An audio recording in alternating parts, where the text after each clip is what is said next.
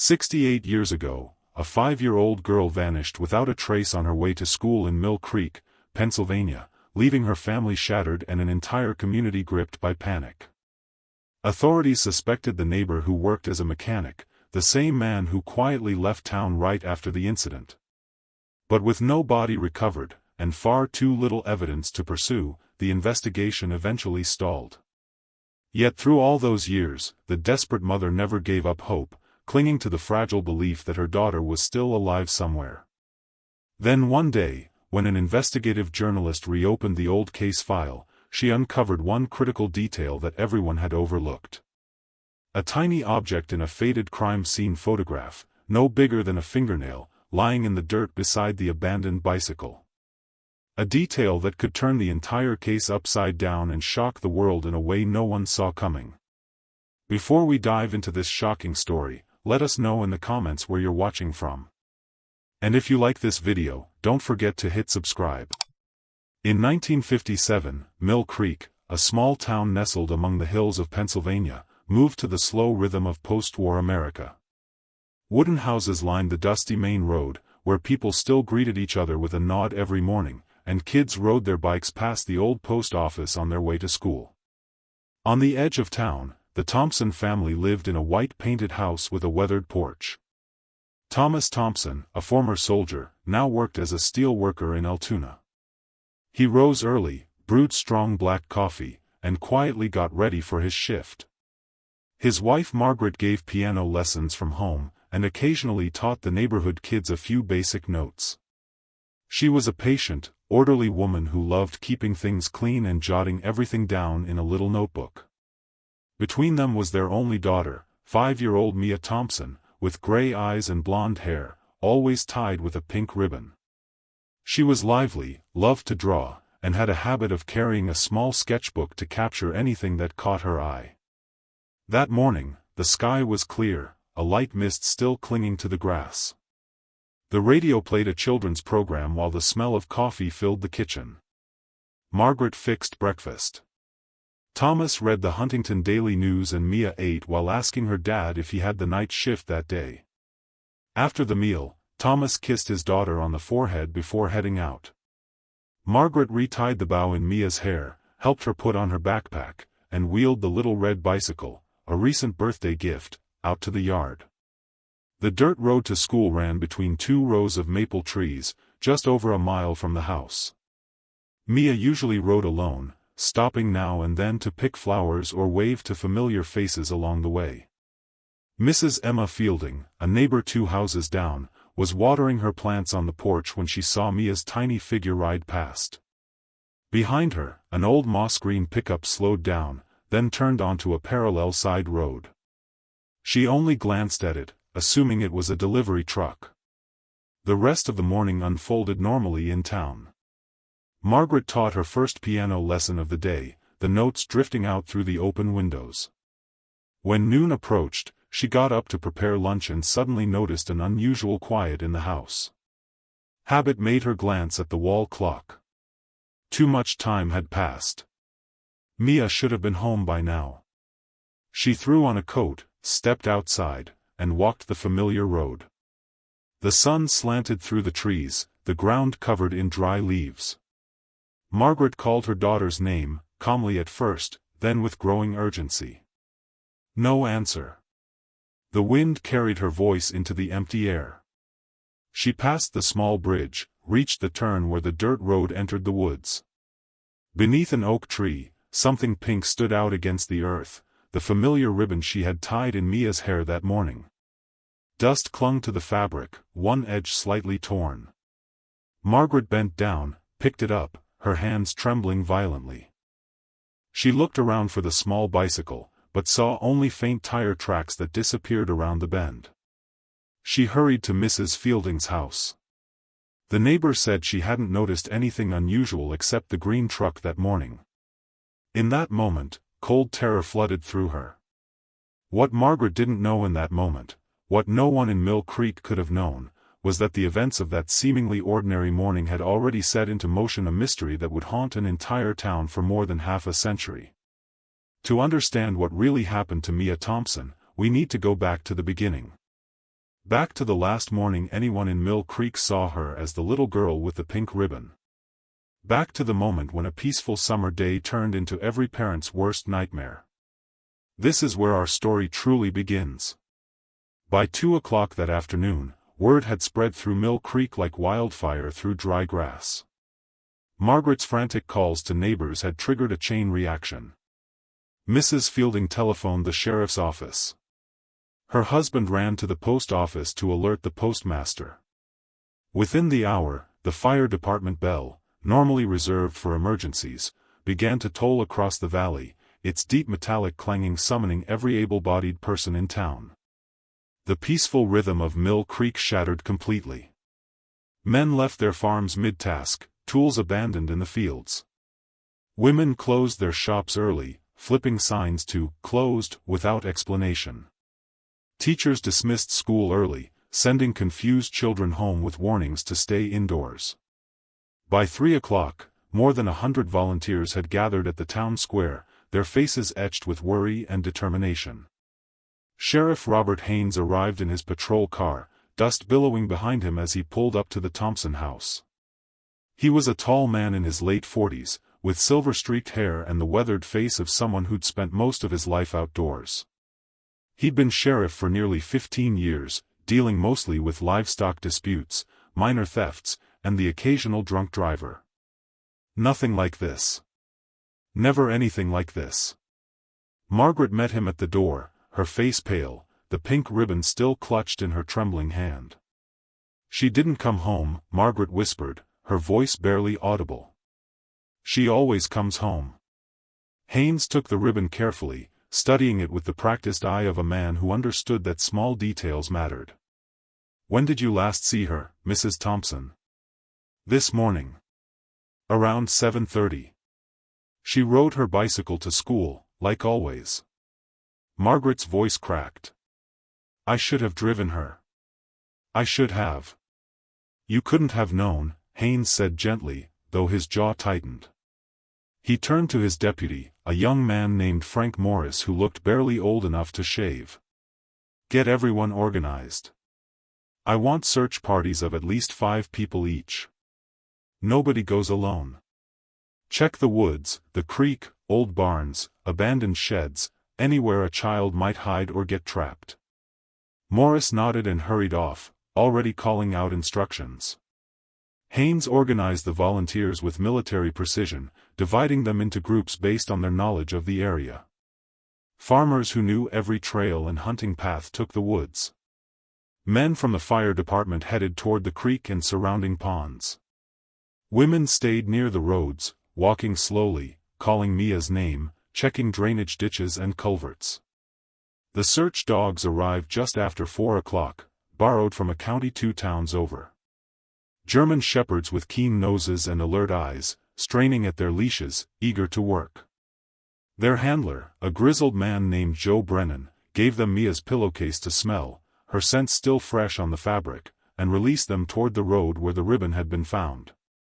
The dogs moved with purpose, noses to the ground, following an invisible trail only they could detect. Thomas Thompson arrived home at 4:30, his work shift abandoned the moment he'd received the call. He stumbled out of his truck, his face drained of color, and Margaret collapsed into his arms. No words passed between them. What could be said? By early evening, as the sun began its slow descent behind the hills, one of the search parties made the first significant discovery. "Over here," shouted Dale Hutchins, a local farmhand, his voice carrying across the field. "I found something." Sheriff Haynes ran toward the voice, his boots pounding against the dirt road. A small crowd gathered quickly, creating a half-circle around what Hutchins had discovered. There, about 3/4 of a mile from where the ribbon had been found, lying on its side in the tall grass beside the road, was Mia's little red bicycle. It was tipped over, handlebars twisted at an odd angle, one pedal still slowly rotating in the breeze as if someone had just abandoned it moments ago. The small wicker basket attached to the front had spilled its contents, a child's lunchbox and a worn sketchbook, its pages fluttering in the wind. But there was no blood. No torn clothing. No signs of a struggle. Just an abandoned bicycle in the fading light. Haynes crouched down, careful not to disturb anything. His eyes scanned the ground methodically, taking in every detail. The grass around the bicycle was pressed down, as if someone, or something, had moved through quickly. He looked closer at the road itself, and that's when he saw them. Tire tracks. Fresh ones, pressed deep into the soft dirt shoulder of the road. "Frank," Haynes called to his deputy. "Come look at this." Morris knelt beside him, following the sheriff's pointing finger.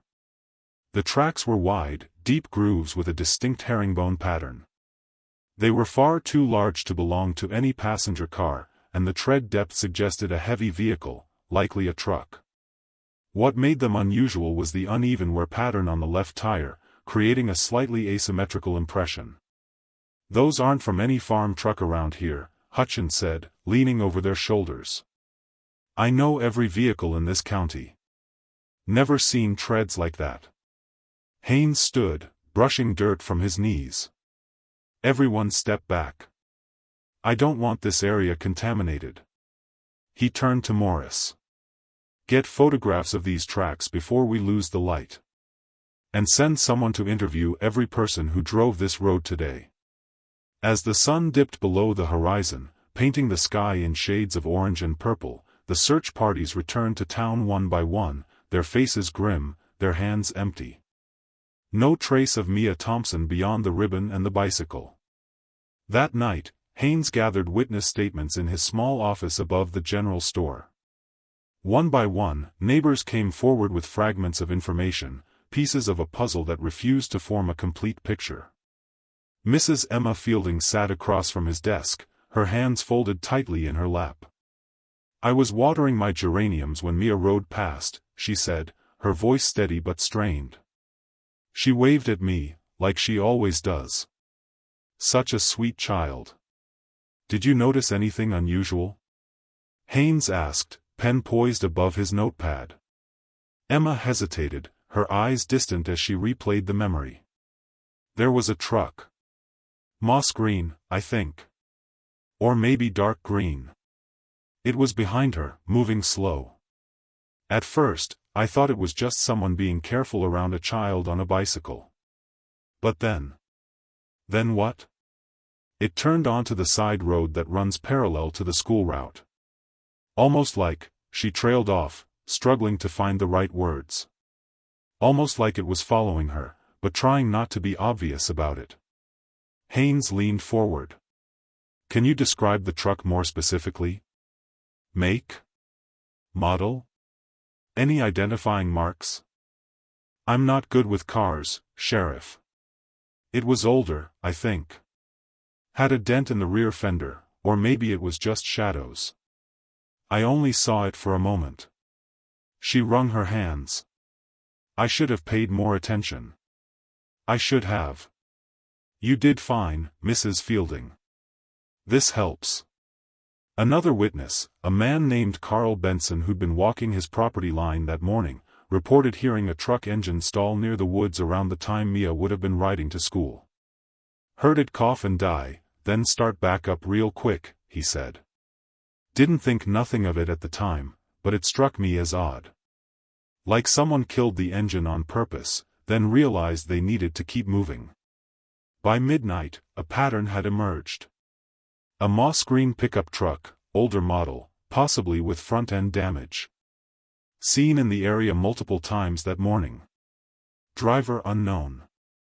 And Sheriff Haynes knew exactly who owned a truck matching that description. Henry Collins lived alone in a small house on the outskirts of town, where the paved road gave way to gravel. He was 28 years old, unmarried, and worked as a mechanic at Brennan's Auto Repair. He kept to himself mostly, spoke only when necessary, and had a reputation for being competent but cold. He'd also done occasional repair work for the Thompson family. He knew where they lived. He knew Mia. The next morning, Haynes and Deputy Morris drove out to Collins' property, the morning mist still hanging low over the fields. A moss-green Ford F-100 pickup sat in the driveway, morning dew glistening on its hood. Haynes walked around the vehicle slowly, examining it from every angle. The tires, herringbone pattern, uneven wear on the left front. Exactly matching the tracks found near Mia's abandoned bicycle. Collins emerged from his house before they could knock, a mug of coffee in his hand. He was lean and angular, with dark hair slicked back and eyes that gave away nothing. "Sheriff," he said evenly. "Something I can help you with?" "Need to ask you some questions, Henry." "About yesterday." "What about it?" "Where were you yesterday morning?" "Between 7 and noon." Collins sipped his coffee, his expression unchanging. "Home. Wasn't feeling well. Stayed in bed most of the morning." "Anyone who can verify that?" "I live alone, Sheriff." "You know that." Haynes gestured toward the truck. "Your vehicle was seen near the school road yesterday morning. Around the time Mia Thompson went missing." For the first time, something flickered across Collins' face, too quick to read, gone before it could be named. "Lots of green trucks in Pennsylvania, Sheriff. Not with that tire pattern. Not with that wear on the left front." Collins set his coffee mug down on the porch railing, his movements deliberate and controlled. "You accusing me of something?" "Just trying to understand where everyone was yesterday." "Little girl's missing." "I'm sure you heard." "I heard." "Terrible thing." His voice was flat, almost rehearsed. "But I was homesick. Like I said." "Mind if we take a look at your truck?" "You got a warrant?" Haynes held his gaze. "Don't need one if you've got nothing to hide." Collins considered this for a long moment, then shrugged. "Look all you want. Won't find anything."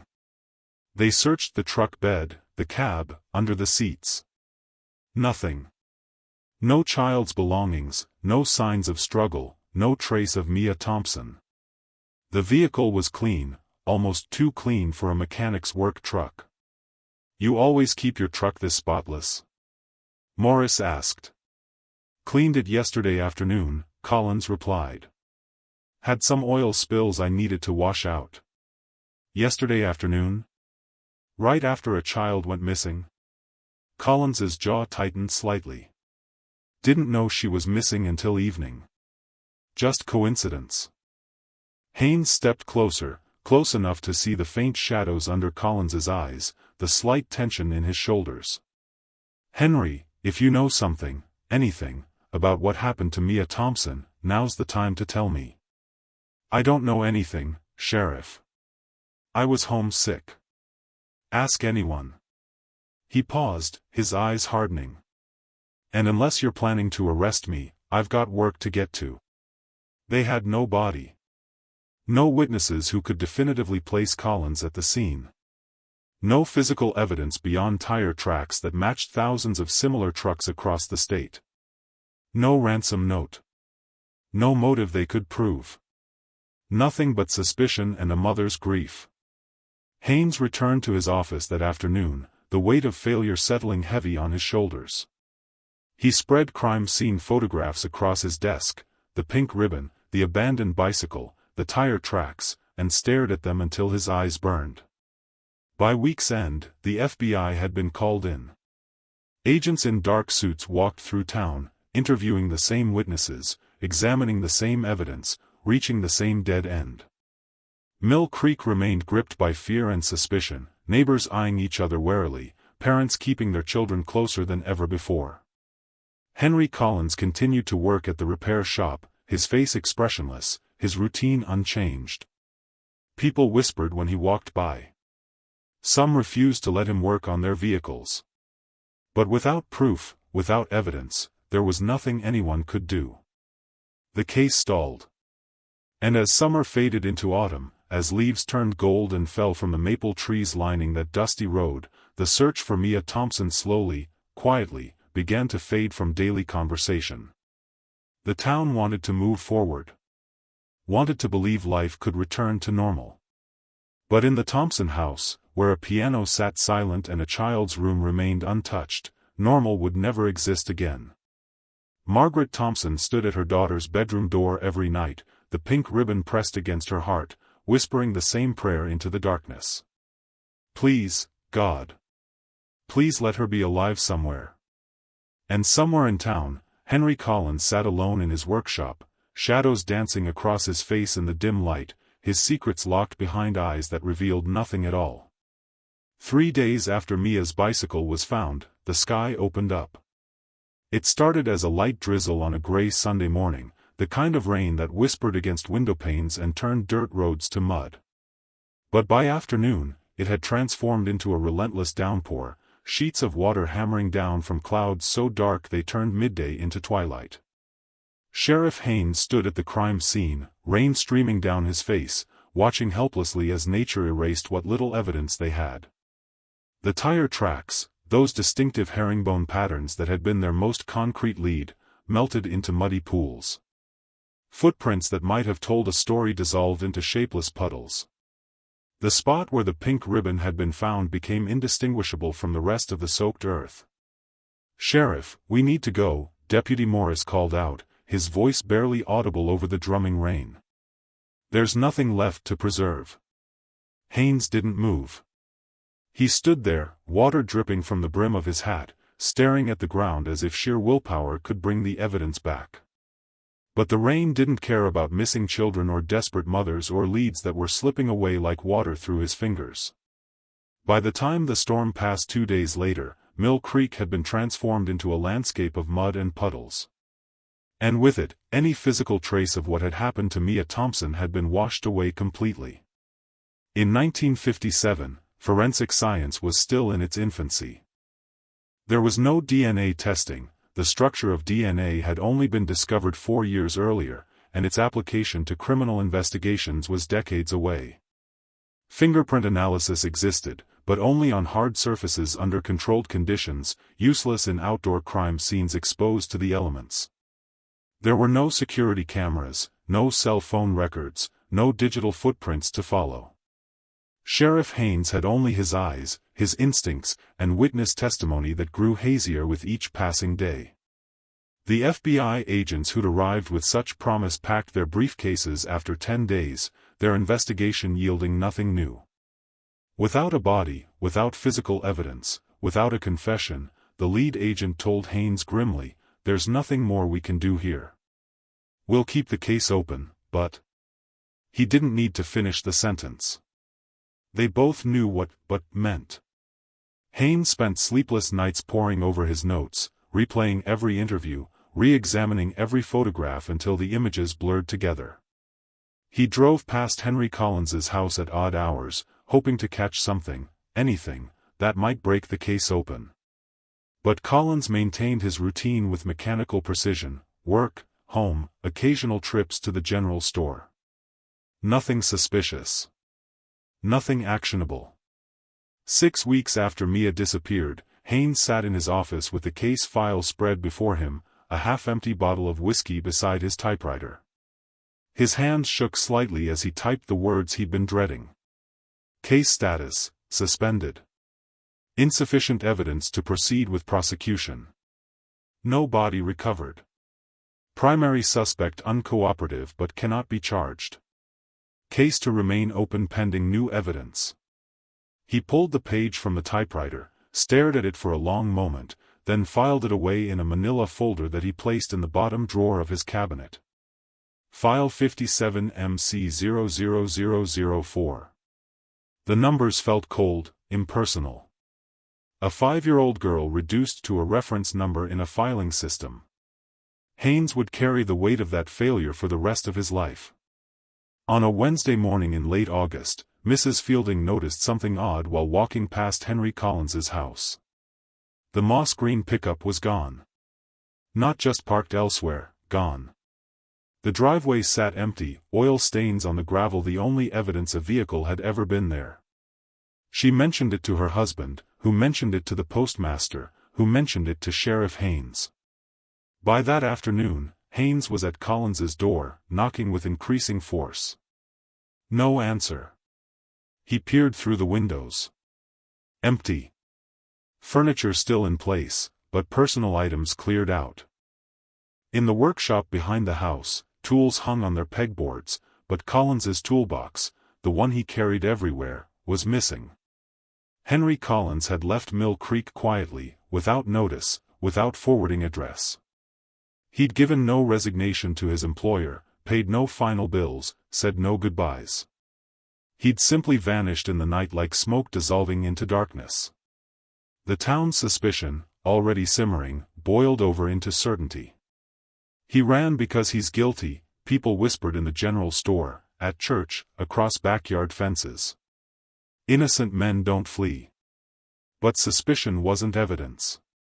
And a man leaving town wasn't a crime. Haynes put out bulletins to surrounding counties, but Collins seemed to have evaporated. No sightings, no traces, no forwarding trail. Gone, just like Mia Thompson. Two disappearances that felt impossibly connected, yet remained frustratingly separate in the eyes of the law. In the Thompson house, time had stopped on June 12. Mia's bedroom remained exactly as she'd left it that morning. The small bed with its yellow quilt, neatly made. The sketchbook on the nightstand, pages filled with crayon drawings of flowers and birds. The closet with dresses arranged by color, each one pressed and waiting. Margaret dusted the room every day, changed the sheets weekly, kept fresh flowers on the windowsill. "She'll want everything to be nice when she comes home," Margaret told Thomas, her voice carrying a fragile hope that made his heart break. Thomas said nothing. What could he say? That their daughter was likely dead? That they needed to accept reality and move forward? The words would have shattered what little strength Margaret had left. Instead, he carried his grief in silence, letting it hollow him out from the inside. One evening in September, Margaret found him in the garage, sitting on the concrete floor beside Mia's rusted bicycle, the one the police had returned after processing it for evidence. His shoulders shook with sobs he'd suppressed for months, tears streaming down his weathered face. Margaret sat beside him, saying nothing, her hand finding his. They stayed that way until darkness filled the garage completely. As autumn turned to winter, Mill Creek gradually returned to its routines. Children rode their bicycles again, though parents watched more carefully now. Conversations at the general store shifted back to crop yields and weather patterns. The newspaper stopped running updates about the missing Thompson girl. Life, as it always does, moved forward. But the silence in the Thompson house grew heavier with each passing season. Margaret stopped giving piano lessons. The instrument sat closed, gathering dust, its keys untouched. She moved through the house like a ghost, performing daily tasks with mechanical precision but no real presence. She cooked meals that Thomas ate without tasting. She folded laundry that smelled of detergent and loneliness. And every year, on June 12, Margaret sat at her kitchen table with pen and paper, writing letters. To the FBI. To the state police. To the governor. To anyone who might listen. The letters were always similar, written in her careful, neat handwriting. Dear Sir. I am writing to you about my daughter, Mia Thompson, who disappeared from Mill Creek, Pennsylvania on June 12, 1957. I know many years have passed, but I am begging you, please don't forget my little girl. Even if you cannot find her, please find the truth. Please don't let her become just another name in a forgotten file. She was real. She was loved. She still is. Please, I am asking you to remember her. Sincerely, Margaret Thompson. Most letters went unanswered. A few received form responses thanking her for her correspondence, assuring her the case remained open, offering nothing concrete. But Margaret never stopped writing. One letter a year, every year, like clockwork.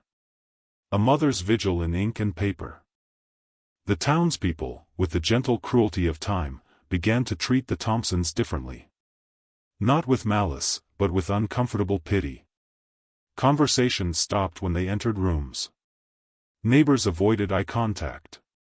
Well-meaning friends stopped visiting, unsure what to say to a couple trapped in perpetual grief. By 1960, the Thompsons had become living ghosts in their own town. That spring, Thomas's health began to fail, stress manifesting as chest pains, exhaustion, a body giving up under the weight of sorrow. His doctor recommended they move, find a new place to start over. Margaret resisted at first. What if Mia comes home and we're not here? But eventually, she agreed. Not because she believed Mia wouldn't return, but because watching Thomas slowly die was unbearable. They sold the White House with the weathered porch to a young couple from Altoona. Packed their belongings into a rented truck. Took one last look at the maple trees lining that dusty road. As they drove away from Mill Creek, Margaret clutched something in her hand, a small pink ribbon, faded now, its edges frayed. She would carry it for the next 5 decades. Behind them, the house sat silent, its rooms empty except for memories and the echo of a child's laughter that no one else could hear. Sheriff Haynes watched them leave from his office window, feeling the weight of failure settle deeper into his bones. File 57 MC00004 remained in the bottom drawer of his cabinet, a cold case in every sense of the word. And in the years that followed, Henry Collins's name faded from conversation, becoming just another small-town legend, the suspect who got away, the mechanic who knew too much, the man who vanished into shadow. The case had died twice now. Once when the rain washed away the evidence. And again when hope finally, quietly, disappeared with the Thompsons' taillights fading into the distance. But deep in Margaret's heart, buried beneath years of grief and unanswered prayers, a tiny flame still flickered. The stubborn, impossible belief that somewhere, somehow, her little girl was still alive. And waiting to be found. The decades passed like water flowing over stones, slowly reshaping everything, wearing down edges, changing landscapes one imperceptible moment at a time. In the 1960s, Mill Creek began to change. The dusty main road was paved over with fresh asphalt, smooth and black, erasing the tire tracks that had once told stories. New families moved into old houses, bringing different routines, different rhythms.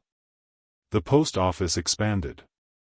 A small supermarket replaced the general store. Telephone poles sprouted along the roadways like mechanical trees.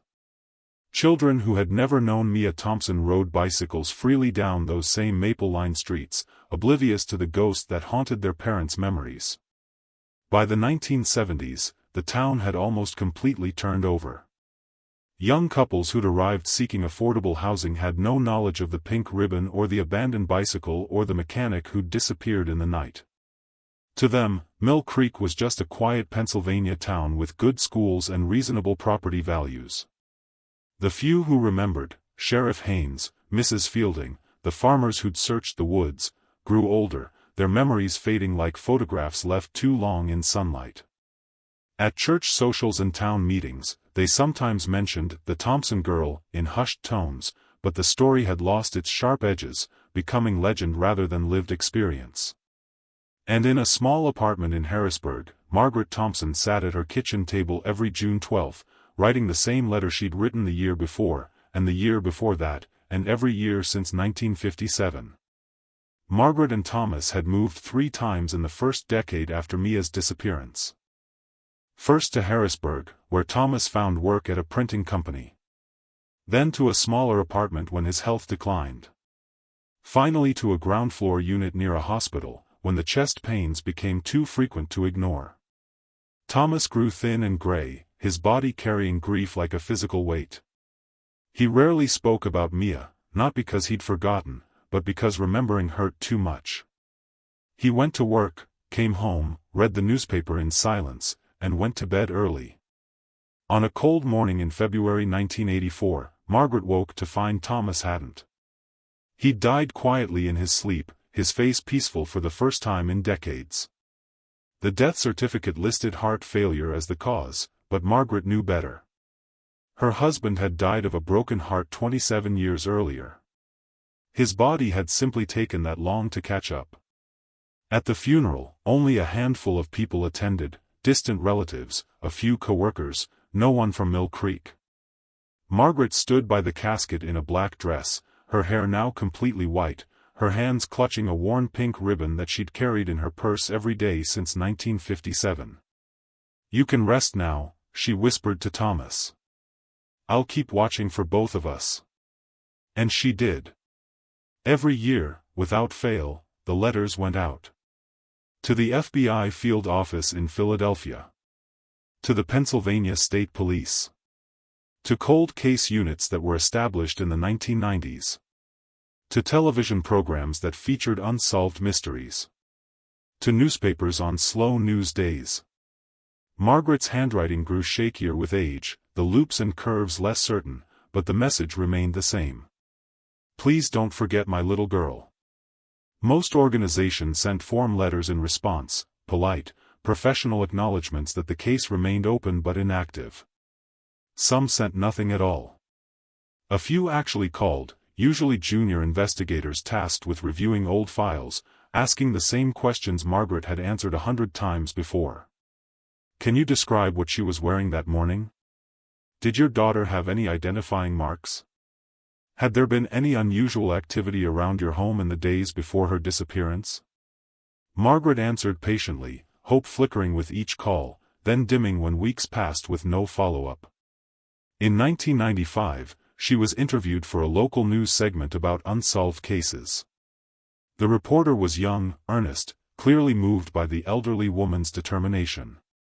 The segment aired during the evening news, Margaret's aged face filling television screens across Pennsylvania as she held up a faded photograph of a 5-year-old girl with blonde hair and a pink ribbon.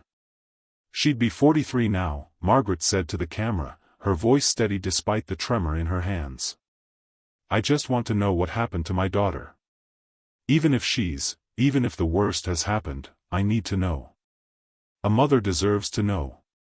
The segment generated a few tips, mostly dead ends, people misremembering, trying to help but adding only confusion.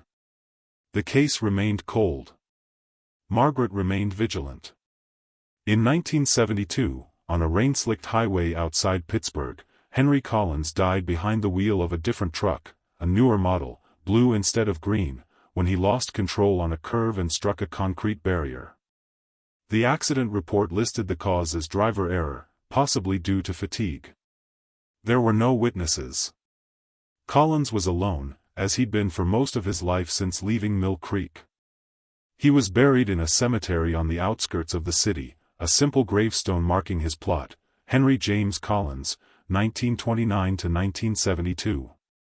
No epitaph, no flowers, no mourners. He'd never married, had no children, kept no close friends.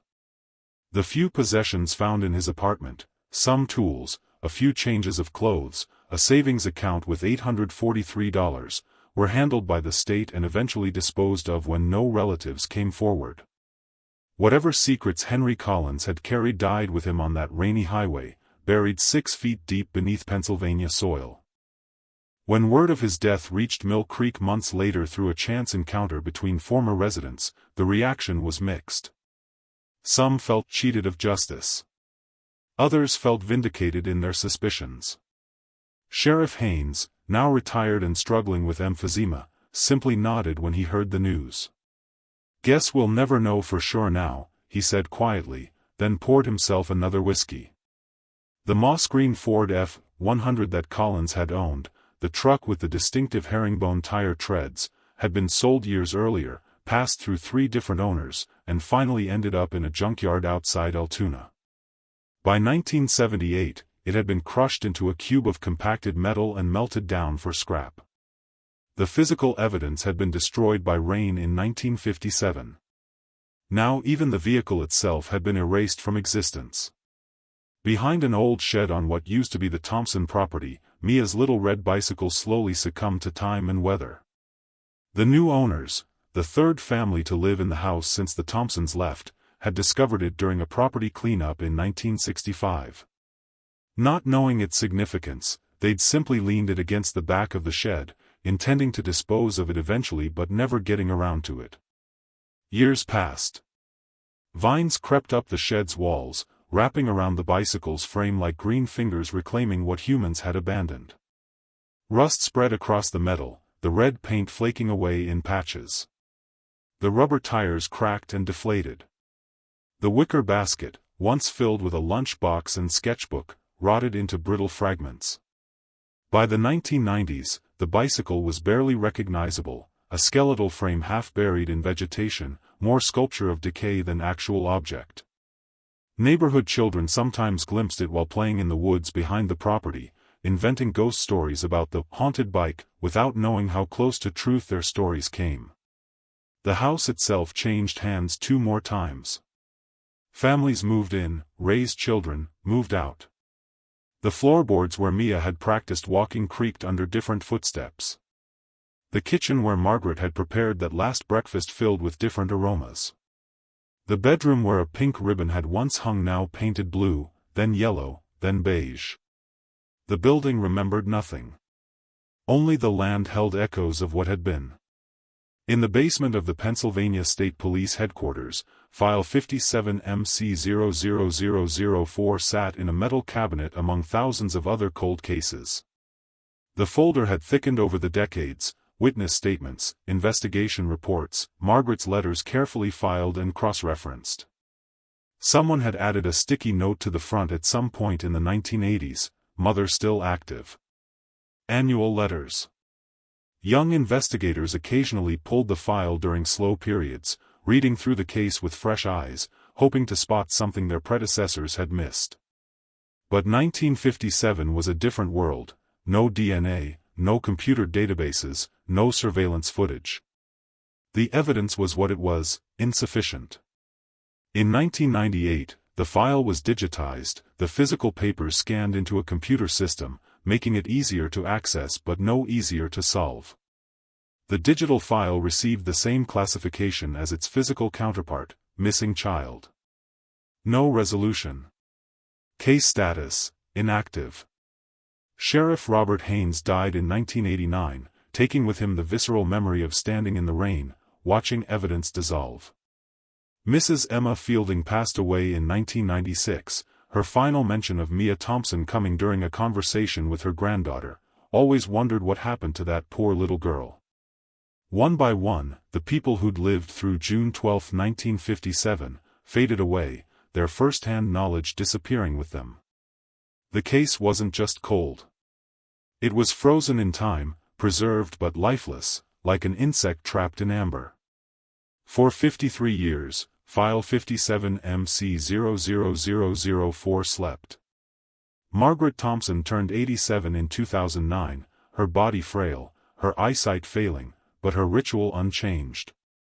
She sat at her kitchen table that June 12, her arthritic hand shaking as she wrote.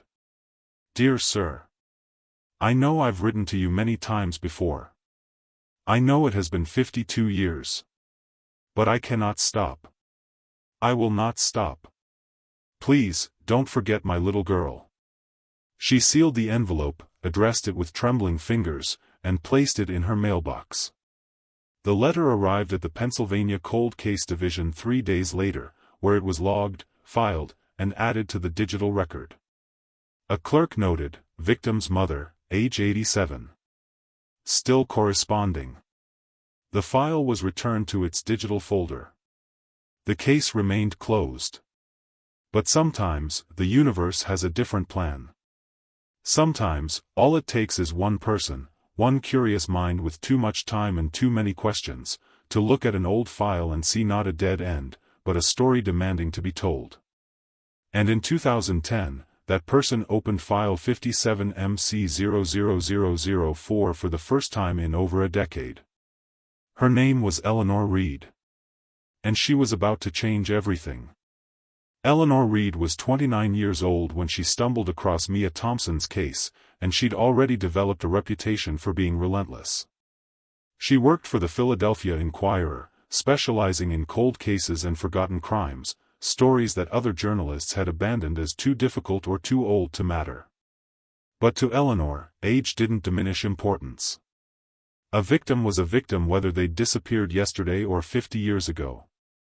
And every unsolved case represented not just a mystery, but a family still waiting for answers. Her colleagues called her obsessive. Her editor called her tenacious. Eleanor called herself curious. In the spring of 2010, she'd been researching a feature article on missing children cases from the 1950s, trying to understand how investigations had evolved over the decades. She'd requested access to the Pennsylvania State Police archives, spending long afternoons in a windowless room surrounded by digitized files and dusty boxes that predated the computer era. That's when she found file 57MC00004. The case summary was brief. Mia Thompson, age 5, disappeared June 12, 1957, Mill Creek, Pennsylvania. Last seen riding bicycle to school. No body recovered. Primary suspect deceased. Case status, inactive. What caught Eleanor's attention wasn't the summary itself, tragic as it was, but a note at the bottom of the digital file: mother's last correspondence, June 12, 2009. Margaret Thompson, age 87. Eleanor sat back in her chair, doing the math. 52 years. This woman had been writing letters for 52 years. She opened the full case file and began to read. For 3 days, Eleanor immersed herself in the investigation records, witness statements, and crime scene photographs. The more she read, the more something felt wrong, not wrong as in suspicious, but wrong as in incomplete. The evidence was there: the pink ribbon, the abandoned bicycle, the tire tracks, the witness accounts of a moss green pickup truck. Henry Collins fit the profile perfectly. He had opportunity, he had the vehicle, he had access to the family, and he'd fled town immediately after the investigation heated up. But there was no confession. No body. No definitive proof. And most frustratingly, no resolution. The case had simply stopped. Suspended by lack of evidence, abandoned when the rain washed away the clues, forgotten when Henry Collins died and took his secrets to the grave. This feels incomplete, Eleanor muttered to herself, scribbling notes in her reporter's notebook. Too many holes. Too many questions left hanging. She scrolled through Margaret Thompson's letters, dozens of them, spanning decades, each one a heartbreaking plea written in increasingly shaky handwriting. The most recent had been sent just 10 months ago. Eleanor picked up her phone and dialed the number listed in the file. 3 rings. 4. Then a frail voice answered, "Hello? Mrs. Thompson? My name is Eleanor Reed. I'm a journalist with the Philadelphia Inquirer, and I've been reviewing your daughter's case. I was wondering if I could speak with you about Mia." There was a long silence on the other end. Then, quietly, "You're the first person to call in 3 years." Eleanor's heart clenched. "I'd like to help, if you'll let me. I'd like to tell Mia's story." Another pause. When Margaret spoke again, her voice carried a fragile hope that Eleanor recognized from countless other families she'd interviewed. "When can we meet?" Eleanor drove to Mill Creek on a Tuesday morning in late April, the landscape rolling past her car window in shades of green and brown. Spring had arrived, trees budding, wildflowers dotting the roadside. The town had changed significantly since 1957. The main road was now paved and lined with streetlights. The old post office had been converted into a coffee shop. A small strip mall sat where farmland used to be. New construction mingled with old houses, creating a patchwork of eras. But underneath the modernization, Eleanor could sense something else, a heaviness, a scar that had never fully healed. "Holy shit," Eleanor whispered into the empty room. In 1957, there would have been no way to process something that small, no way to extract meaningful evidence from it. But now? With modern DNA extraction techniques, with advanced forensic analysis? Eleanor grabbed her phone and dialed the Pennsylvania State Police Cold Case Division. "This is Eleanor Reed with the Philadelphia Inquirer. I need to speak with someone about reopening case file 57MC00004. I think I've found something." 2 days later, Eleanor sat in a conference room at the forensic laboratory in Harrisburg, watching as a technician carefully examined the original crime scene photograph under specialized lighting. "You see it, right? Eleanor asked, pointing to the tiny crescent shape. Lower right quadrant, partially embedded in the dirt near the bicycle. The technician nodded slowly. It could be a fingernail fragment. Size is consistent with a child. But we'd need the actual physical evidence to confirm, not just the photograph. The original evidence was stored, right? Everything from the scene. If it was logged properly, it should be in the archive. But we're talking about 1957. Storage protocols were different then. Eleanor leaned forward. Can you check? 3 hours later, after navigating a labyrinth of storage facilities and evidence logs, they found it, a sealed evidence box labeled Case 57MC00004, Thompson, Mia, Crime Scene Materials. Inside, preserved in small paper envelopes, were soil samples from the scene. And in one envelope, barely visible even now, was a tiny pale fragment that had been collected but never analyzed. Because in 1957, they hadn't known what to do with it. The technician carefully extracted the fragment, placing it under a microscope. Human keratin. Definitely a fingernail or nail fragment.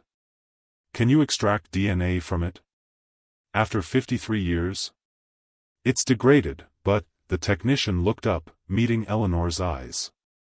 With modern extraction protocols? Maybe. It's worth trying. Eleanor felt something electric move through her, the feeling she always got when a cold case suddenly warmed, when doors that had been sealed for decades began to crack open. How long will testing take? For something this old and degraded? Could be weeks. Maybe months. Eleanor pulled out her notebook, already drafting the story in her mind. I'll wait as long as it takes. The technician returned to his microscope, and Eleanor stood by the window, looking out at Harrisburg's skyline as the sun set behind buildings and highways. Somewhere out there, an 87-year-old woman was waiting for answers that had eluded her for 53 years. And somewhere in that tiny fragment of keratin, no bigger than a crescent moon, overlooked for half a century, might be the key to finally bringing Mia Thompson home. Even if home was just the truth. 6 weeks later, Eleanor's phone rang at 7:43 in the morning. She was in her apartment, halfway through her first coffee, scanning news feeds on her laptop when the call came through. The caller ID showed Pennsylvania State Police Forensic Laboratory. Her hand shook slightly as she answered. Eleanor Reed. Ms. Reed, this is Dr. Patricia Chen from the Forensic Lab. We have results from the keratin sample in the Thompson case. There was a pause, and Eleanor heard papers rustling. You're going to want to sit down for this. Eleanor was already sitting, but she gripped the edge of her kitchen table anyway.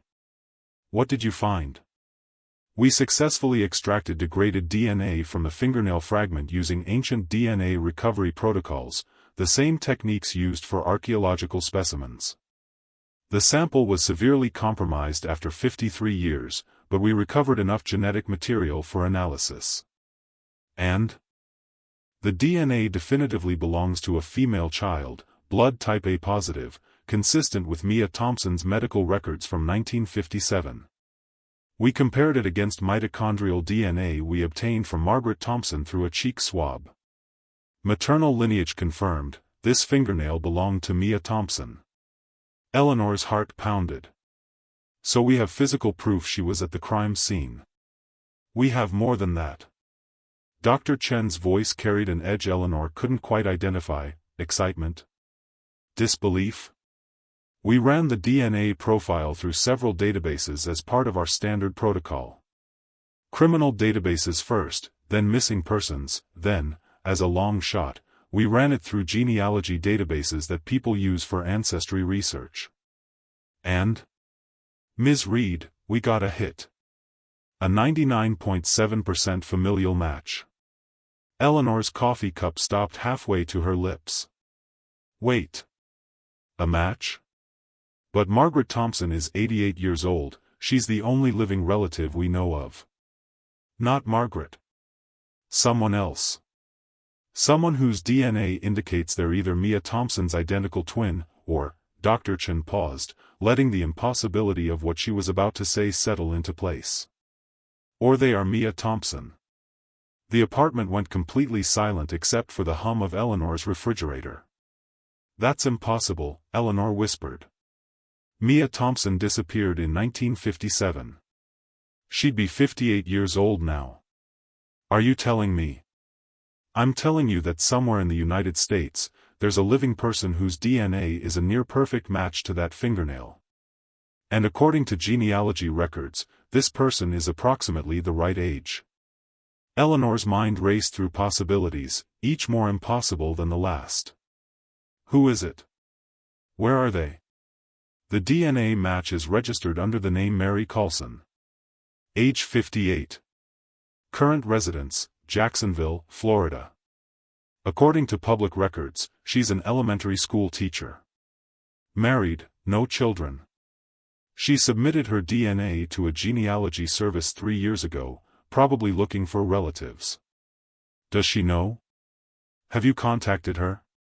Not yet. We wanted to inform you first, and we need to coordinate with law enforcement. This isn't just a cold case anymore, Ms. Reed. If Mary Coulson is Mia Thompson, Dr. Chen's voice dropped. Then we're looking at potential kidnapping, identity fraud, and questions about who raised her and why. Eleanor was already grabbing her car keys. I need to be there when you contact her. I thought you might say that. Detective Sarah Perkins from the Cold Case Division is already coordinating travel to Florida. She asked if you wanted to join the investigative team. When do we leave? Tomorrow morning. 6 a.m. Eleanor hung up and immediately dialed Margaret Thompson's number. The elderly woman answered on the second ring, as if she'd been sitting by the phone. Mrs. Thompson, it's Eleanor Reed. I need you to sit down. I have news. The flight to Jacksonville felt both endless and too short. Eleanor sat beside Detective Sarah Perkins, a sharp-eyed woman in her mid-40s who'd been with the Cold Case Division for 12 years. Between them lay a folder containing everything they knew about Mary Coulson. Born Mary Ann Coulson, according to a birth certificate issued in Georgia in 1952, 5 years before Mia Thompson disappeared. Raised by Robert and Helen Coulson, a quiet couple who'd moved frequently during Mary's childhood. Robert had worked as a traveling insurance salesman, Helen had been a nurse. Both had died in the 1990s, Robert from a heart attack in 1993, Helen from cancer in 1998. Mary had attended public schools in 3 different states, eventually graduating from a community college with a teaching degree. She'd married Daniel Coulson, no relation, just coincidental surname, in 1979. They'd lived in Jacksonville for the past 20 years, where Mary taught 3rd grade at Riverside Elementary. On paper, she was utterly ordinary. A middle-class life, stable marriage, respectable career. Except her DNA said she was Mia Thompson. How do you think she'll react? Eleanor asked as their plane began its descent. Detective Perkins stared out the window at Jacksonville's sprawling suburbs. I've done notification visits before, informing families about deceased relatives, solving old mysteries. But I've never had to tell someone that their entire identity might be a lie. That the parents who raised them might have been complicit in a kidnapping. She shook her head. Honestly? I have no idea how she'll react. They decided not to call ahead, worried that a phone conversation might cause Mary to flee or lawyer up immediately. Instead, they would approach her carefully, respectfully, with evidence rather than accusations. The truth, Detective Perkins had said during their planning session, needed to be delivered gently. Because it was about to shatter a woman's entire understanding of her own life. Mary Coulson's house was a modest single-story ranch in a neighborhood of similar homes, each with neat lawns and mailboxes decorated with house numbers. A silver Honda sat in the driveway. Wind chimes hung from the porch, tinkling softly in the Florida breeze. Eleanor and Detective Perkins stood at the door for a moment before knocking, both steeling themselves for what came next. Perkins knocked 3 times. Footsteps approached from inside, and the door opened to reveal a woman in her late 50s with graying blonde hair pulled back in a loose ponytail. She wore a casual dress and reading glasses perched on her nose.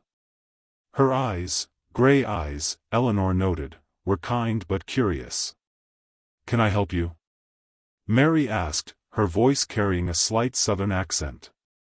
Detective Perkins held up her badge. "Mrs. Coulson?"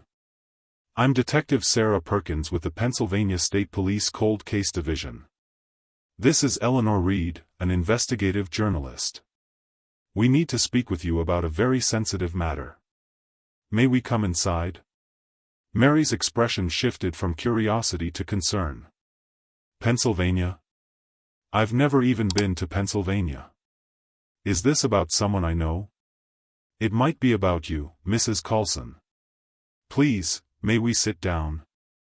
Mary hesitated, then stepped aside, leading them into a comfortable living room decorated with photographs of what appeared to be school classes, vacation snapshots, a wedding photo from decades ago. Normal life, carefully documented. They sat, Mary on the couch, Eleanor and Detective Perkins in chairs facing her. "Mrs. Coulson," Perkins began carefully, "what can you tell me about your childhood? Specifically, your earliest memories?" Mary's brow furrowed. "Why are you asking about my childhood? Please, just humor me for a moment." Mary folded her hands in her lap, clearly uncomfortable but cooperating. "I don't remember much before I was about 7 or 8. My parents said that was normal, childhood amnesia, they called it. We moved around a lot when I was young because of my father's work. Georgia, Tennessee, Kentucky. We didn't settle in one place until I was in middle school." "Do you remember being told you were adopted?" "Adopted?" Mary's voice sharpened. "No. I wasn't adopted. My parents were Robert and Helen Coulson. I have a birth certificate." Detective Perkins pulled out a document from her folder. "We've examined your birth certificate. It was issued in 1952, but there are inconsistencies with the registration records. Mrs. Coulson, we have reason to believe that certificate may have been fraudulently created." Mary stood abruptly. "What are you talking about? This is insane. I'm not adopted. My parents were my parents." Eleanor leaned forward. "Mrs. Coulson, Mary, have you ever had dreams that felt more like memories? Fragmented images that didn't quite fit with the life you remember?"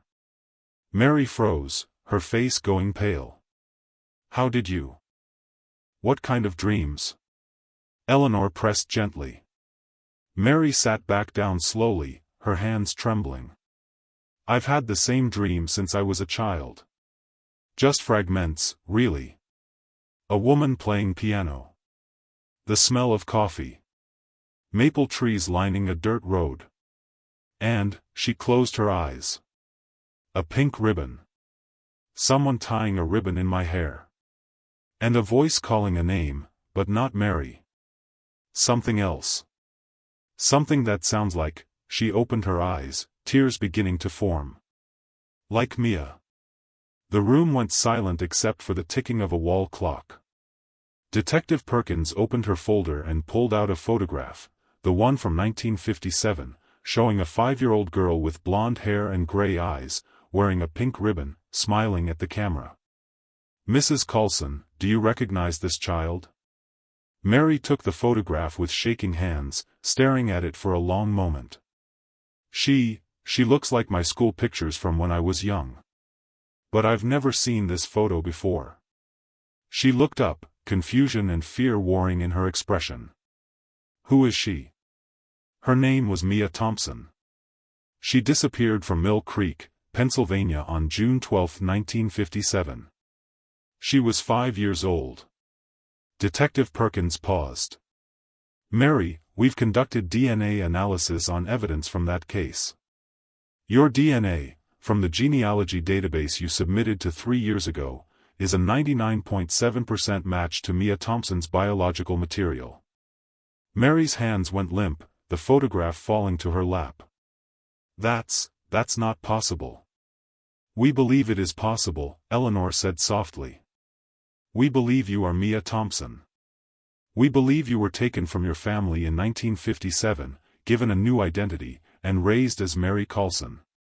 Your parents, the people you knew as Robert and Helen Coulson, may have been part of this, though we don't yet know why or how." Mary stood again, this time walking to the window, her back to them. Her shoulders shook silently. When she spoke, her voice was barely a whisper. "My mother, Helen, she told me once, right before she died. She was heavily medicated, delirious from the cancer. She said, 'I'm sorry we took you. We thought we were saving you.' I assumed it was the morphine talking, just confused rambling. I never." She turned around, tears streaming down her face. "Are you telling me my entire life is a lie?" Detective Perkins stood, moving closer but not touching. "We're telling you that we found evidence suggesting you may have been Mia Thompson. There's a woman in Pennsylvania, Margaret Thompson, who has been looking for her daughter for 53 years. She's 88 years old now. And based on this DNA evidence, we believe you are her daughter." Mary sank into a chair, her face in her hands. "I can't. This doesn't make sense." Eleanor knelt beside her. "I know this is overwhelming. But Mary, there's a mother who never stopped believing you were alive. Who wrote letters every single year, begging people not to forget her little girl. She never gave up on you." Mary looked up, her gray eyes, the same gray eyes Mia Thompson had in that 1957 photograph, filled with tears and something else. A flicker of recognition, perhaps. Or memory trying to surface after decades of burial. "What happens now?" Mary whispered.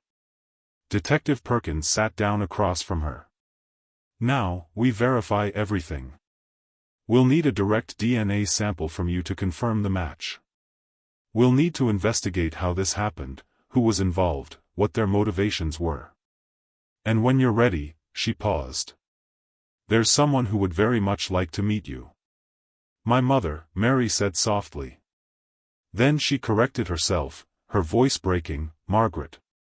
Eleanor pulled out her phone, showing Mary a recent photograph she'd taken of Margaret Thompson, an elderly woman with white hair, sitting in a wheelchair, holding a faded pink ribbon against her heart. Mary stared at the image for a long time. Then, in a voice filled with wonder and grief and impossible hope, she whispered, "I think I remember her. God help me, I think I remember." Outside, the wind chimes continued their gentle song, indifferent to the moment when a woman learned she'd been living someone else's life for 58 years. And somewhere in Pennsylvania, Margaret Thompson's phone was about to ring with news that would answer 53 years of prayers. Mia Thompson was alive. She'd been alive all along. The truth, when it finally emerged, was far more complicated than anyone had imagined. Over the following weeks, Detective Perkins assembled a team of investigators who began the painstaking work of reconstructing events from 53 years ago. They pulled records that had been buried in archives, tracked down distant relatives of the deceased, examined forged documents with modern forensic techniques, and slowly, piece by piece, assembled the puzzle of what had really happened on June 12, 1957. What they discovered wasn't a story of pure evil, but something far more troubling, a tragedy born of misguided righteousness. The breakthrough came from an unexpected source, a storage unit in Knoxville, Tennessee. Robert Coulson, the man who'd raised Mary, had rented the unit in 1989 and paid for it 20 years in advance. When he died in 1993, his wife Helen had continued the payments until her own death in 1998. After that, the unit sat abandoned, its contents preserved in climate-controlled darkness, until the facility finally auctioned it off for unpaid fees in 2009. A local antiques dealer named Gerald Morrison bought the contents for $200, mostly hoping to find furniture he could resell. Instead, he found boxes of documents, letters, and photographs that had been meticulously organized and preserved. Morrison, more curious than greedy, had glanced through the materials and felt something was wrong. Too many different names, too many false identities, references to a little girl we saved. He'd contacted the Tennessee Bureau of Investigation, and those documents eventually made their way to Detective Perkins's desk. Inside those boxes was a confession of sorts, a detailed journal kept by Helen Coulson, documenting everything that had happened in 1957 and the years that followed. The journal began with an entry dated June 10, 1957. Louise called again today. She's frantic about the little Thompson girl.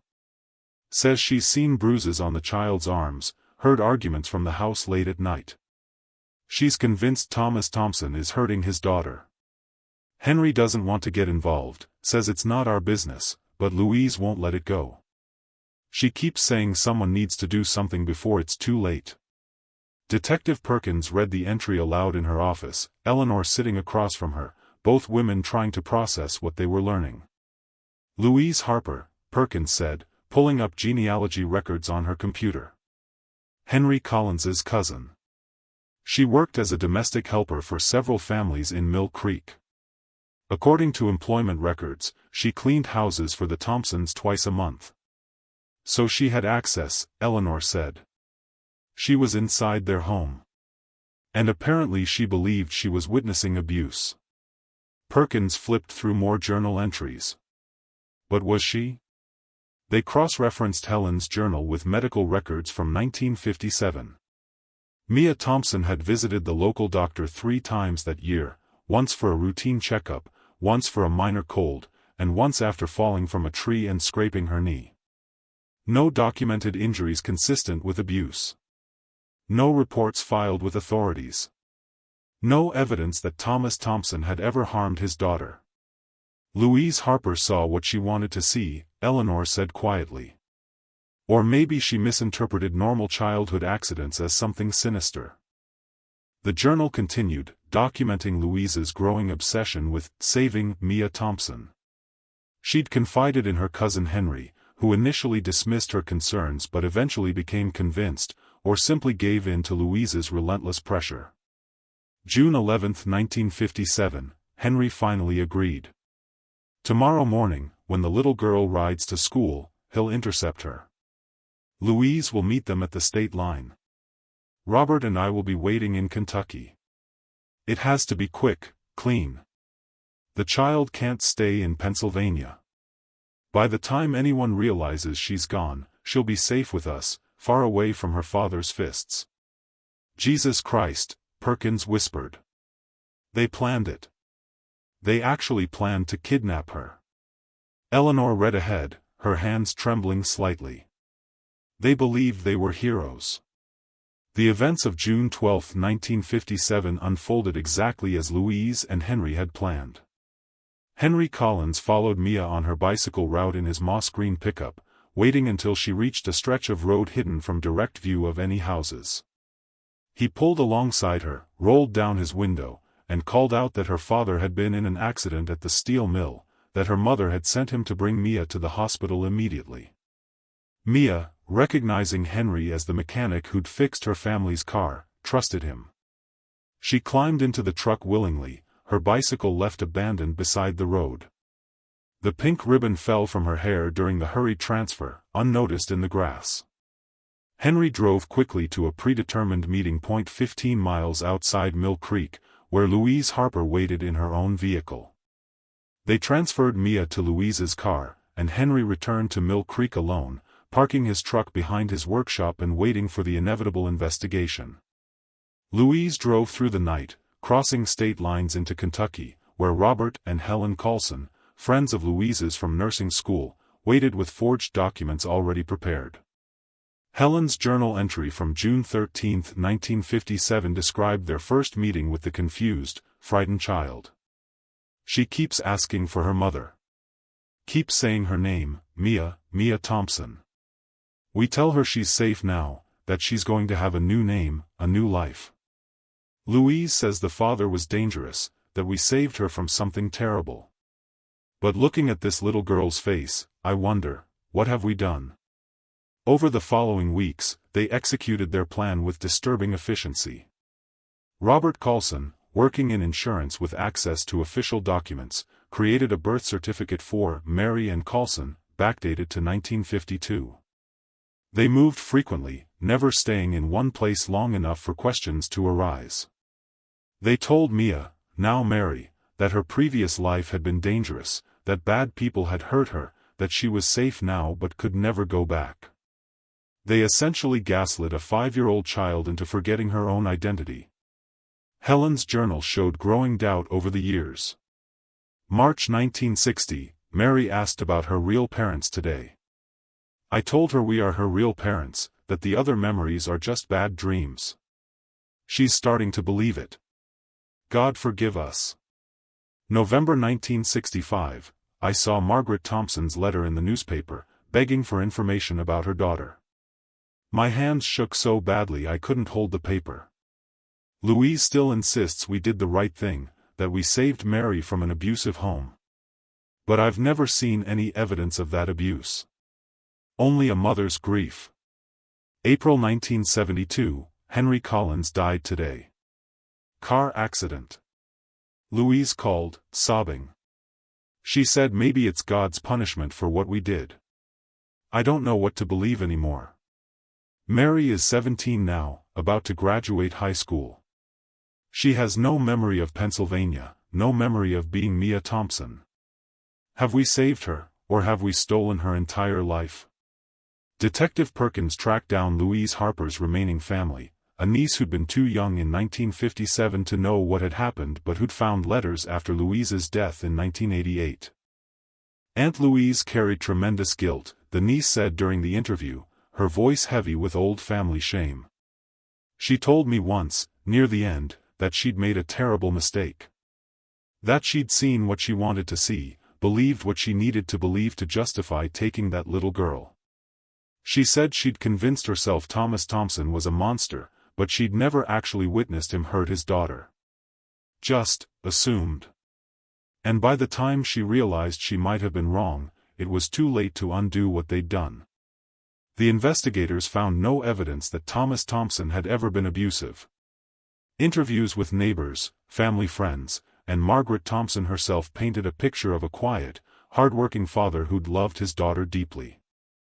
His breakdown after Mia's disappearance, his declining health, his early death, all consistent with a grief-stricken parent, not a guilty abuser.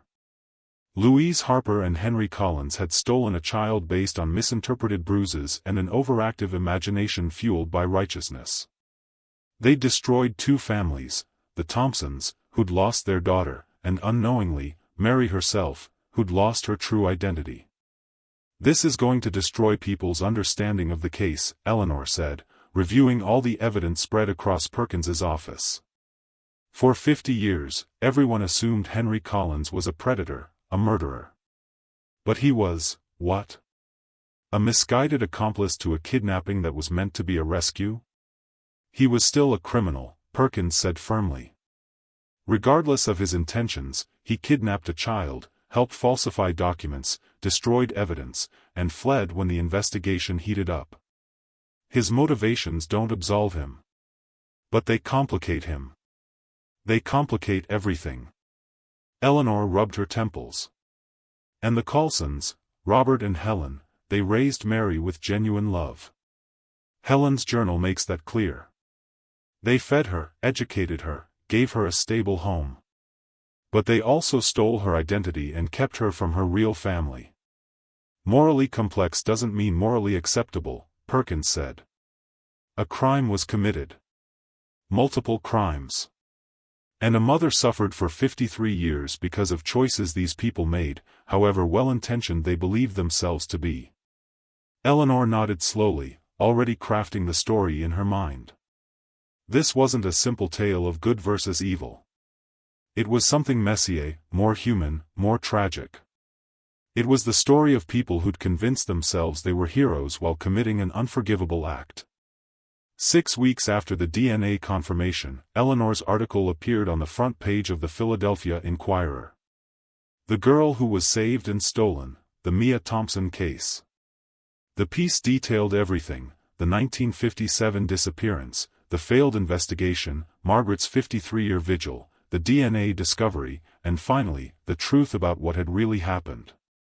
Eleanor wrote carefully, balancing the facts with the emotional complexity, refusing to simplify the story into easy villains and heroes. They believed they were saving her, Eleanor wrote in the article's conclusion.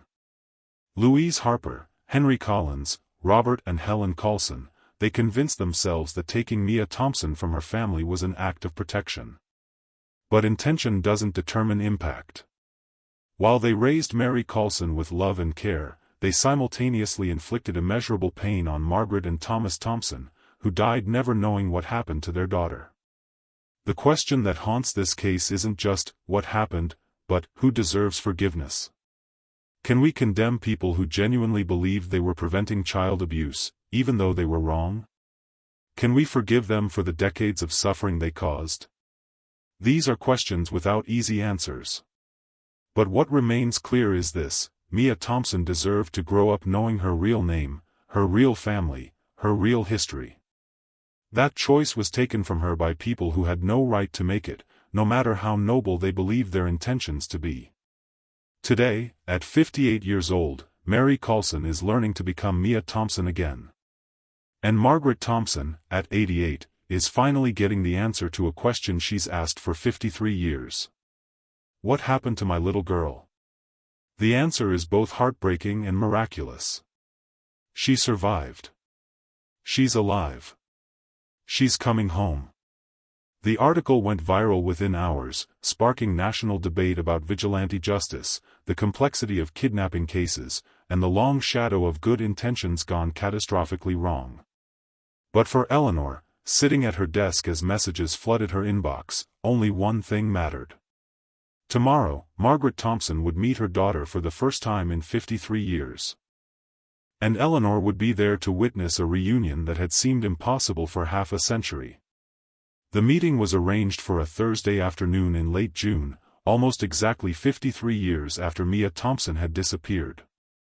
They chose a small private room at the Harrisburg Community Center, neutral territory, comfortable but not clinical, with soft lighting and windows overlooking a garden where roses bloomed in shades of pink and white. Detective Perkins had coordinated every detail carefully, working with counselors who specialized in trauma and reunification to ensure both women would be supported through what promised to be an emotionally overwhelming experience. Eleanor arrived early, her camera equipment packed but respectfully minimal. She'd been granted permission to document the reunion, but only from a distance, and only if both Margaret and Mary agreed in the moment. Some things, she knew, were too sacred to intrude upon. Margaret Thompson arrived at 2:15 p.m., wheeled in by a hospice nurse who'd been caring for her since her health had declined sharply over the past year. At 88, Margaret was fragile, her body bent with age, her white hair thin and carefully arranged, her hands trembling with palsy. But her eyes, those same eyes that had watched Mia ride away on a red bicycle in 1957, were alert and focused. She wore a simple blue dress and a pearl necklace that had belonged to her own mother. In her lap, clutched between arthritic fingers, was the pink ribbon, faded now to barely a whisper of its original color, worn smooth by decades of handling. "Is she here yet?" Margaret asked, her voice papery but steady. "Not yet," the nurse said gently. "But she'll be here soon." Margaret nodded, positioning her wheelchair to face the door directly. She didn't want to miss a single moment of her daughter's arrival. Detective Perkins stood nearby with two counselors, ready to intervene if the emotional weight became too much for either woman. But Perkins had learned over the years that sometimes the best thing you could do was simply step back and let people feel what they needed to feel. At 2:27 p.m., a car pulled into the parking lot outside. Mary Colson sat in the passenger seat, her hands folded tightly in her lap, her breathing shallow and quick. Her husband Daniel sat beside her, his hand covering hers. "We can wait," he said quietly. "We can sit here as long as you need." Mary shook her head. "No. I've waited 53 years without knowing it. I can't wait another minute." She'd spent the past 6 weeks in therapy, processing the revelation that her entire identity had been built on a lie. The anger had come first, rage at the Coulsons for stealing her childhood, at Louise Harper and Henry Collins for their arrogant certainty, at the universe for allowing such a thing to happen. Then grief, for the parents she'd loved who'd been complicit in such harm, for the mother she'd never known, for the life she might have lived. And finally, cautiously, hope. The dreams had intensified since learning the truth. Every night now, she saw fragments more clearly, a woman's hands on piano keys, the smell of coffee and bacon, a voice singing softly. And the name, always the name, Mia, my sweet Mia. She was beginning to remember. Mary stepped out of the car, her legs unsteady, and Daniel took her arm to support her. Together, they walked toward the community center entrance. Detective Perkins met them at the door. "Are you ready, Mrs. Coulson?" Mary took a deep breath. "I think so. And please, call me Mary. I'm not sure who Mia is yet." Perkins nodded with understanding. "She's inside. Your mother. She's been waiting for you." Mary's eyes filled with tears at the word mother, a title that suddenly meant two different people, two different lifetimes, two different truths existing impossibly together. They walked down a short hallway, Daniel a step behind, giving Mary space but remaining close enough to catch her if she fell. At the door to the meeting room, Perkins paused. "Whenever you're ready," she said softly. Mary placed her hand on the doorknob, closed her eyes, whispered something that might have been a prayer or might have been just an exhalation of fear, and opened the door. Margaret saw her daughter before Mary saw her. The door opened, and there, standing in the threshold, backlit by hallway fluorescence, was a woman with graying blonde hair and gray eyes and a face that Margaret had imagined 10,000 times over 53 years. Older now, lined with age and life, but unmistakably, impossibly, her daughter. Margaret's breath caught. Her hands tightened on the pink ribbon. "Mia," she whispered, the name a prayer, a question, a statement of fact all at once. Mary's eyes found Margaret across the room. For a moment, she froze, taking in the elderly woman in the wheelchair, so small, so fragile, yet looking at Mary with an intensity that seemed to fill the entire space. And something inside Mary shifted. Something ancient and buried, a memory not of images but of feeling, of safety, of love, of belonging. She took a step forward, then another, her movement hesitant but drawn as if by gravity toward this woman she didn't remember but somehow knew. Mary's voice broke. "I don't remember you.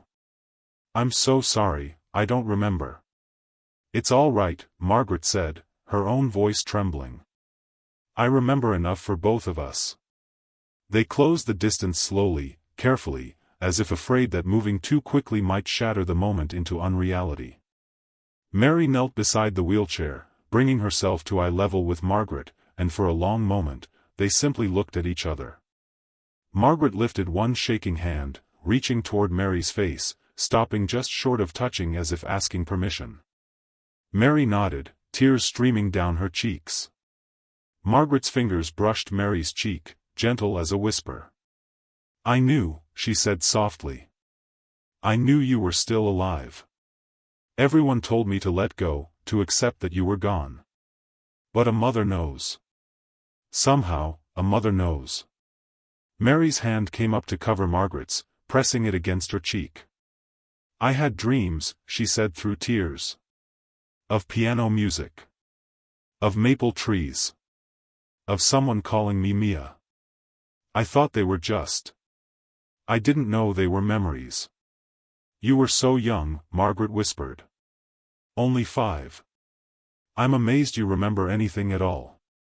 "I remember you now," Mary said, though she wasn't entirely sure if it was true memory or simply the profound recognition of seeing her own eyes reflected in another person's face. "Or maybe I'm just beginning to." Margaret's other hand still clutched the pink ribbon. Slowly, she held it out, offering it to Mary. "I saved this. From that morning. It was all I had left of you. Mary took the ribbon with trembling fingers, staring at the faded fabric that had once been tied in her hair by this woman's hands. And suddenly, a memory broke through, not visual, but tactile. The feeling of gentle fingers braiding hair, the sound of humming, the warmth of morning sunlight through a kitchen window. "You used to tie my hair every morning," Mary whispered. "Before school." Margaret nodded, tears flowing freely now. "Every single morning. You'd squirm and complain that I was pulling too tight." A sound escaped Mary, half laugh, half sob. "I remember. God, I actually remember." They came together then, Margaret leaning forward as much as her frail body would allow, Mary wrapping her arms around her mother's shoulders. They held each other, decades of separation collapsing into that single embrace, 53 years of absence trying to dissolve in the span of heartbeats. "I'm so sorry," Mary whispered against Margaret's shoulder. "I'm so sorry you had to wait so long." "Hush," Margaret said, her voice muffled but firm. "You have nothing to apologize for. You were a child. You were stolen. But you're here now. You're here, and you're alive, and that's all I ever prayed for." They stayed that way for a long time, the room silent except for their quiet crying. Daniel stood by the door, his own eyes wet. Detective Perkins turned away, giving them privacy. Eleanor had her camera raised but couldn't bring herself to press the shutter. Some moments were too raw, too holy to capture. Finally, Margaret pulled back slightly, keeping her hands on Mary's arms. "Tell me about your life," she said. "Tell me everything. I want to know who you became." Mary laughed through her tears. "I'm a teacher. 3rd grade. I have a husband, Daniel, he's wonderful. No children, but I teach other people's children. I live in Florida. I like to paint. She shook her head. "It feels so small next to what you lost." "It's not small," Margaret said firmly. "You lived. You built a life. You survived. That's not small, Mia, Mary, whoever you are now. That's everything." "I don't know which name feels right anymore," Mary admitted. Margaret smiled softly. "Then be both. You're Mary Coulson, the woman you've been for 58 years. And you're Mia Thompson, the daughter I never stopped loving. You can be both. You don't have to choose." In that moment, Mary felt something inside her settle, a tension she hadn't known she'd been carrying releasing slightly. She didn't have to erase Mary to reclaim Mia. She could hold both identities, both lives, both truths. "Thank you," Mary whispered. Margaret touched her daughter's face again, memorizing every line, every feature. "I won't live much longer," she said matter-of-factly. "The doctors have told me 6 months, maybe a year. But I got to see you one more time. I got to know what happened to you. I got to tell you that I never stopped looking, never stopped loving you. And now I can rest." "Don't talk like that," Mary said, gripping her mother's hands. "We just found each other. We need more time." "We'll have the time we're given," Margaret said. "And it will be enough. It has to be enough." Outside the room, a small crowd had gathered, Detective Perkins, the counselors, Daniel, Eleanor, and a few officials from the Pennsylvania State Police who'd worked on the case. Through the window, they watched the two women talking quietly, hands clasped, occasionally laughing through tears. 53 years, Detective Perkins said quietly. She waited 53 years for this moment. Eleanor raised her camera finally, capturing not the embrace itself but the aftermath, two women sitting together, hands intertwined, talking softly in a patch of afternoon sunlight. The photo would later grace the cover of Time magazine with the headline, "Found, the Miracle of Mia Thompson." But in that moment, Eleanor wasn't thinking about headlines or articles or public reaction. She was simply witnessing what she'd learned long ago was the most powerful force in the world. A mother's love, refusing to die even when hope seemed impossible. Inside the room, Margaret whispered to Mary, "I forgive them, you know. The people who took you. I don't condone what they did, but I forgive them. Because they kept you safe. They raised you well. And they brought you back to me, even if it took half a century." Mary looked at her mother, this woman who'd suffered unimaginable loss yet held no bitterness, and felt something profound shift in her understanding of grace. "I don't know if I can forgive them yet," Mary admitted. "But maybe someday." "Someday is enough," Margaret said. They sat together as the afternoon light stretched longer, talking softly, filling in the gaps of 5 decades, building a bridge across the silence that had separated them. And in a small town in Pennsylvania, the news spread quickly: Mia Thompson had been found. Alive. After 53 years, she'd come home. Not to the White House with the weathered porch. Not to the dusty road lined with maple trees. But to her mother's arms. And in the end, that was the only home that mattered. Margaret Thompson died on a Sunday morning in early spring, 13 months after reuniting with her daughter. She passed quietly in her sleep at the hospice facility in Harrisburg, the way people who finally found peace tend to leave, without struggle, without fear, simply a gentle exhale and then stillness. On her nightstand sat a photograph taken during that first reunion, Margaret and Mary sitting together, hands clasped, both smiling through tears. Mary had been with her the night before, reading aloud from a collection of poems Margaret had loved as a young woman. They'd talked for hours about small things, recipes Margaret wanted to share, stories from Mia's childhood before the disappearance, memories Margaret had carried for 5 decades like treasures locked in a vault finally opened. "I can rest now," Margaret had said as Mary prepared to leave that evening. "I found you. That's all I ever needed." Mary had kissed her mother's forehead, promising to return the next morning. She never got the chance. The call came at 6:47 a.m., the hospice nurse's voice gentle but final. Mary sat on the edge of her bed, phone in hand, and felt the complicated weight of grief settle over her, mourning a woman she'd only known for 13 months, yet who'd loved her for 54 years.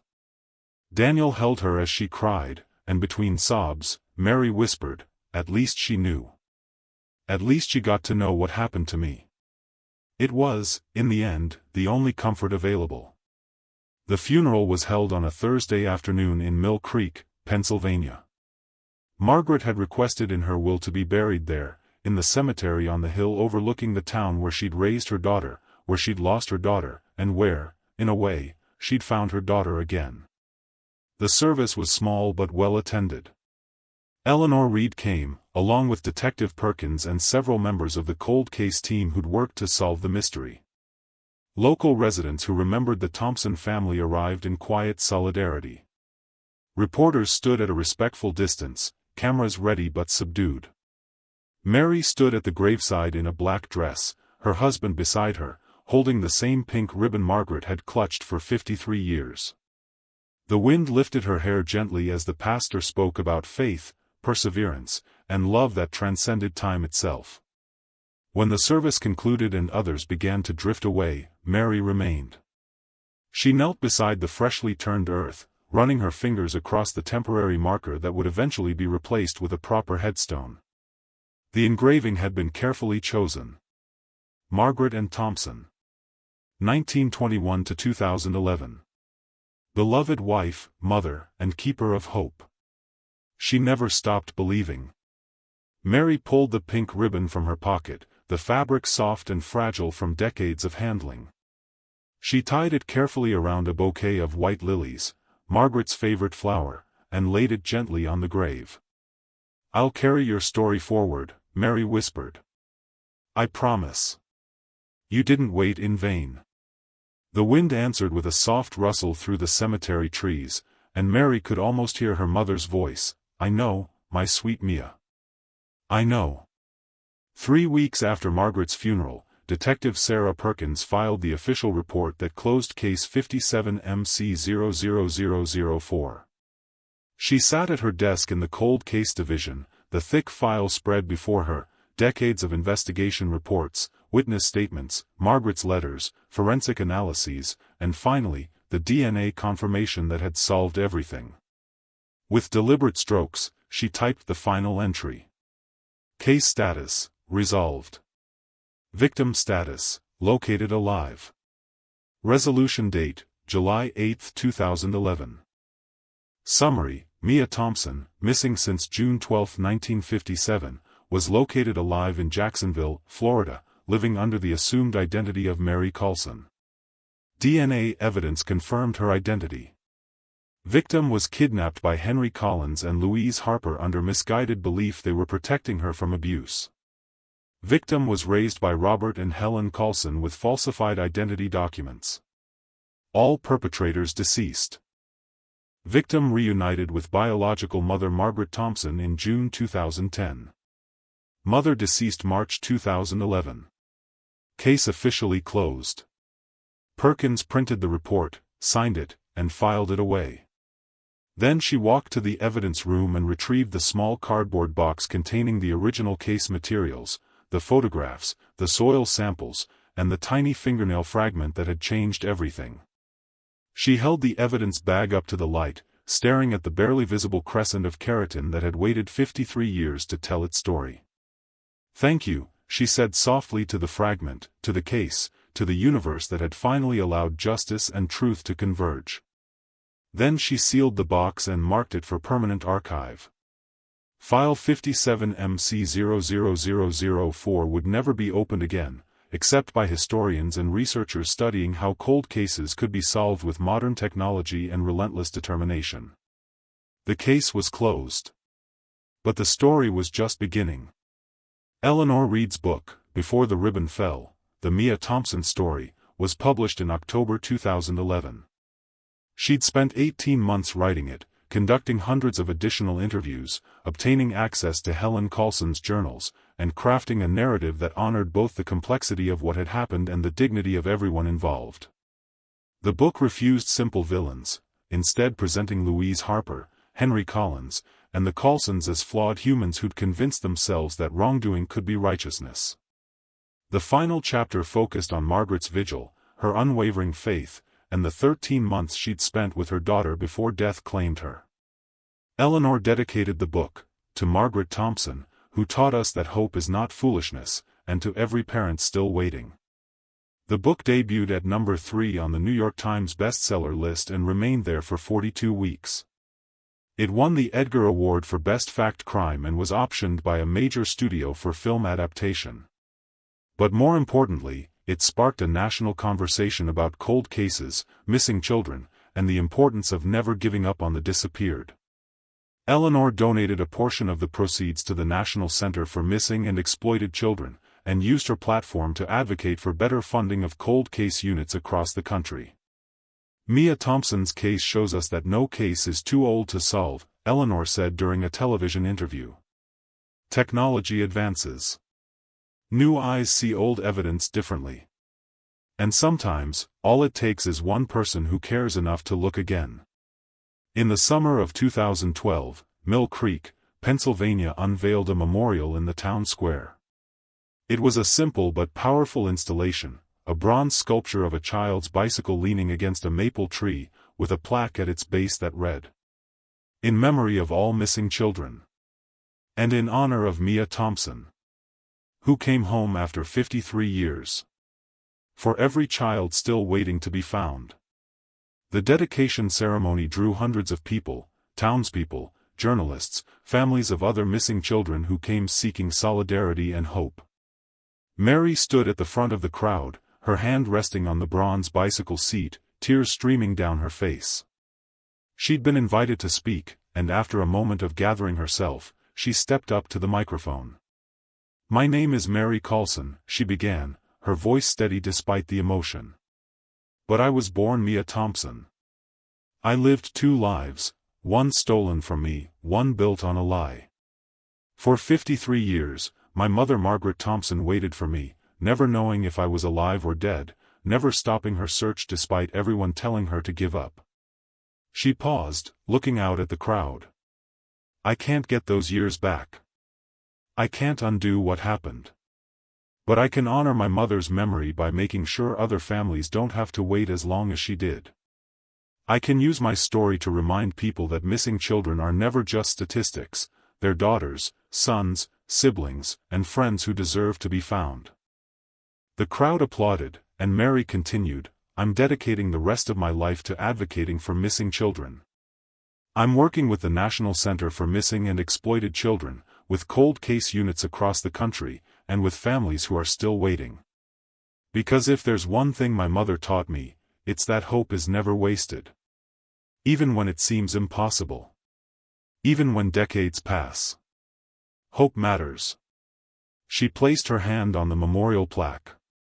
This isn't just for me. This is for every child who's still missing. Every family that's still searching. Every investigator who refuses to close the file. We see you. We remember. And we won't stop looking. Over the years that followed, Mary became one of the most prominent advocates for missing children in the United States. She testified before Congress about the importance of funding cold case investigations and implementing advanced forensic technologies. She partnered with law enforcement agencies to review unsolved cases, bringing fresh perspectives and renewed attention to forgotten files. She spoke at conferences, wrote articles, and appeared on television programs, always carrying with her the pink ribbon that had become a symbol of perseverance and hope. In 2015, she established the Margaret Thompson Foundation, dedicated to supporting families of missing children and funding cold case investigations. The foundation's motto, engraved on every piece of literature and displayed on its website, came from something Margaret had said during their reunion. A mother never forgets. And neither should we. By 2020, the foundation had helped solve 17 cold cases, bringing closure to families who'd waited decades for answers. Some endings were joyful reunions. Others were tragic confirmations of death. But all provided what Margaret had sought for 53 years, truth. Mary never fully reconciled the two halves of her identity. She remained Mary Carlson in daily life, teaching third grade, living in Jacksonville, maintaining the relationships and routines she'd built over 58 years. But she also embraced being Mia Thompson, the girl who'd been stolen and found, the daughter who'd come home after half a century. She was both. And in being both, she became a bridge between loss and recovery, between despair and hope, between the past and the future. On June 12, 2024, 67 years after her disappearance, Mary returned to Mill Creek for the anniversary of the case's resolution. She stood in the town square beside the memorial, now weathered by years of Pennsylvania seasons, and addressed a small gathering of local residents, journalists, and families of missing children who'd traveled from across the country.